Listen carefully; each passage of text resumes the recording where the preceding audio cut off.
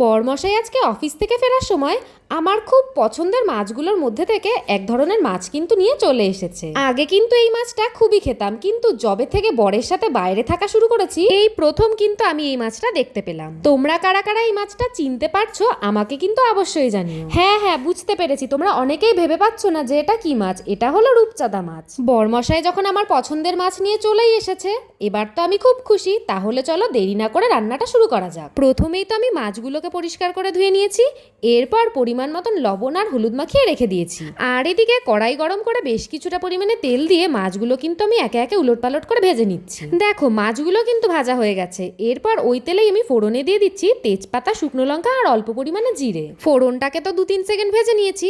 এরপর আগে থেকেই কেটে রাখা পেঁয়াজটাকে পরিমাণ মতন লবণ আর হলুদ দিয়ে কিন্তু আমি ভেজে নিচ্ছি। পেঁয়াজটা একটু ব্রাউন কালারের হয়ে আসলেই এবার আমি এর মধ্যে দিয়ে দিচ্ছি আদা, রসুন আর কাঁচা লঙ্কার পেস্ট। এবার কিন্তু সমস্ত কিছু আমি ভালো করে নেড়েচেড়ে কষিয়ে নেব। আজকে কিন্তু আমি রূপচাঁদা মাছের ঝাল বানাবো। এই দেখো ছোট্ট একটা টমেটো কুচিও কিন্তু আমি এর মধ্যে অ্যাড করে দিয়েছি। আর এখন আমি এর মধ্যে একে একে দিয়ে দিচ্ছি পরিমাণ মতন জিরে গুঁড়ো, ধনে গুঁড়ো, লঙ্কা গুঁড়ো আর স্বাদ মতন চিনি।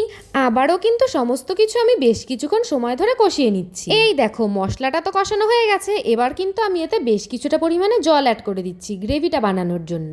ঝোলটা ভালো করে ফুটে আসলে আমি কিন্তু মাছগুলোকে একে একে ঝোলের মধ্যে ছেড়ে দেবো।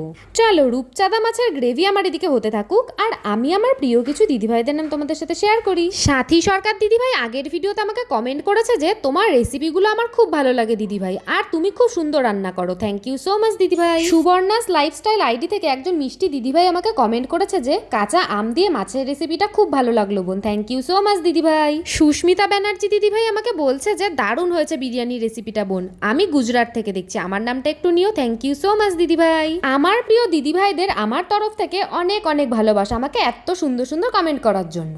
আমার প্রিয় দিদিভাইদের নাম তোমাদের সাথে শেয়ার করতে করতে রূপচাঁদা মাছের গ্রেভি কিন্তু আমার একদম রেডি। ওপর থেকে কিন্তু আমি ধনেপাতা কুচি ছিটিয়ে দিয়েছিলাম। এবার আমি খেয়ে তোমাদেরকে বলবো যে খেতে কেমন হয়েছে। খেতে তো খুবই টেস্টি হয়েছে। আর তোমরা কারা কারা আমার মতন এই রূপচাঁদা মাছ খেতে ভালোবাসো আমাকে কিন্তু অবশ্যই জানিও। আজকের মতন এইটুকুই, চলে আসবো আবার নতুন রান্নার ভিডিও নিয়ে। তোমরা সবাই ভালো থেকো, সুস্থ থেকো। তো চলো সবাইকে টাটা।